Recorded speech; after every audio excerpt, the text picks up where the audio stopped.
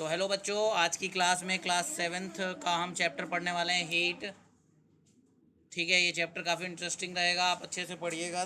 ठीक है, सुनिएगा ध्यान से, समझ आएगा सब।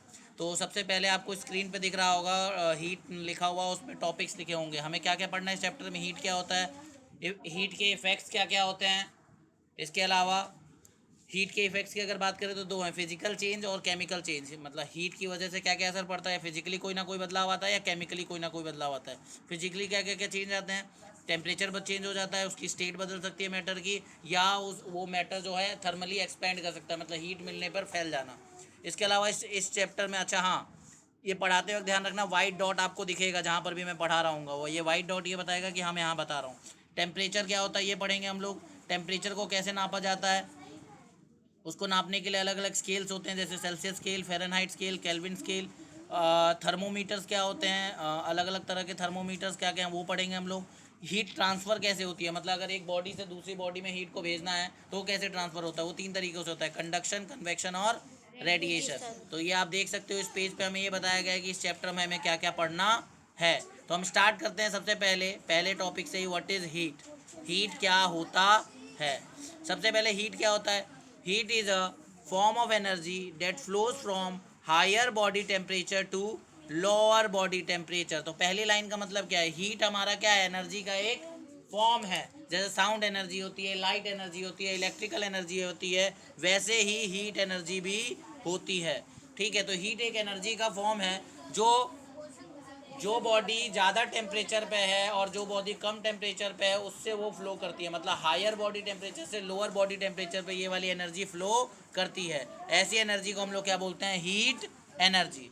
अगला पॉइंट है, heat causes sensation of hotness and coolness. इस एनर्जी से आपको ये आभास होता है कोई बॉडी गर्म है या ठंडी है, इससे आपको उसके गर्माहट का या उसके ठंडेपन का एहसास होता है। किस एनर्जी की वजह से, हीट एनर्जी की वजह से। मैं एग्जांपल देता हूँ, मान लो किसी बॉडी में अगर आप हीट देते हो तो आपको वो बॉडी गर्म महसूस होगी, आपके टेम्परेचर से, बॉडी टेम्परेचर से अगर वो ज़्यादा हो जाएगा। अब वहीं अगर उस बॉडी की हीट अगर निकल जाए उसमें से तो वो कैसा महसूस होगा, वो कि ठंडी है। ठीक है, अगला पॉइंट है, heat is measured by the change in temperature.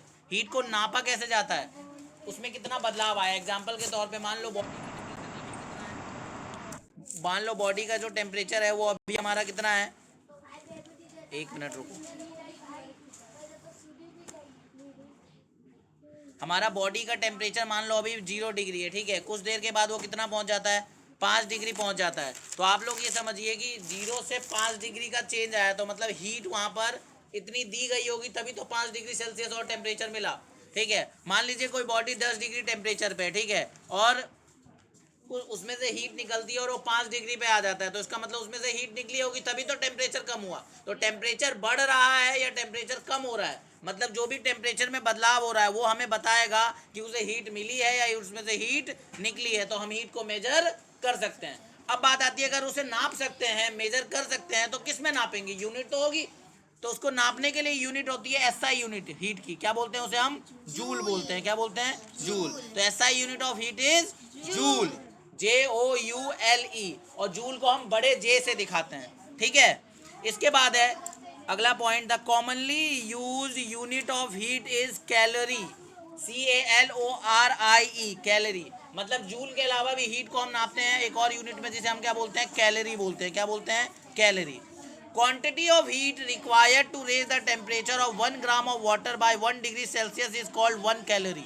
मतलब 1 कैलोरी का मतलब क्या होता है, अगर आप 1 ग्राम पानी को 1 डिग्री टेम्परेचर दे दोगे या उसका 1 डिग्री टेम्परेचर बढ़ जाएगा, 1 डिग्री सेल्सियस टेम्परेचर, तो हम कहेंगे कि उसे हम 1 कैलोरी कहेंगे। मतलब 1 ग्राम पानी को 1 डिग्री सेल्सियस टेम्परेचर बढ़ाने के लिए जितनी हीट की जरूरत पड़ेगी, जितनी क्वांटिटी ऑफ हीट यानी जितनी हीट की जरूरत पड़ेगी, उसे हम 1 कैलोरी हीट बोलेंगे।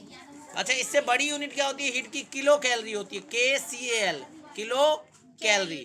मतलब 1 KCAL में 1000 CAL होता है, मतलब 1000 कैलोरी होती है। और 1 कैलोरी में हमारा 4.184 जूल होता है। इसको आपको याद रखना है, 1 किलो कैलोरी में 1000 कैलोरी होती है और 1 कैलोरी में 4.184 जूल होता है। देखो ध्यान रखो, जो भी चीज़ मेजर करी जा सकती है, नापी जा सकती है, उसकी यूनिट जरूर होगी। फिजिक्स में कोई भी चीज़ जो मेजर करी जा सकती है उसकी यूनिट जरूर होती है। जैसे लंबाई को हम नाप सकते हैं तो उसे मीटर में नापते हैं, किलोमीटर में नापते हैं। वजन को नाप सकते हैं तो केजी में नापते हैं, ग्राम में नापते हैं। और हर फिजिकल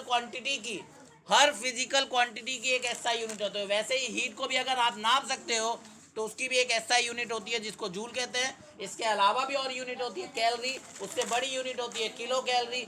1 किलो कैलोरी में हमारे 1000 कैलोरी होती है, और 1 कैलोरी में कितना जूल होता है?